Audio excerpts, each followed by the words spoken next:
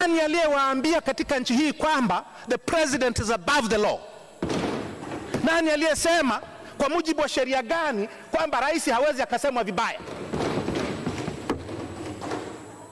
Kwa nchi hii alisema hiyo dhana kwamba rais yuko juu ya sheria yenyewe ina undermine katiba. Mheshimiwa Jaji Mkuu Samata. Sasa Mheshimiwa Mwenyekiti, bunge hili lina wajibu. Msifikirie hii ni kelele ya wapinzani. Bunge hili lina wajibu wa kulinda uhuru wa habari.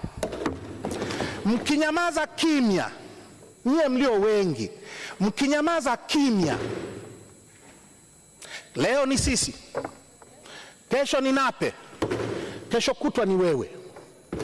Nilizungumza wakati tunapitisha sheria ya vyombo vya habari, nilinukuu maneno ya baba wa rais wa sasa wa Ghana, wakati Nkrumah anapitisha sheria ya kuweka watu kizuizini, anamtumia waziri wa mambo ya ndani anaitwa Tawia Adamafio.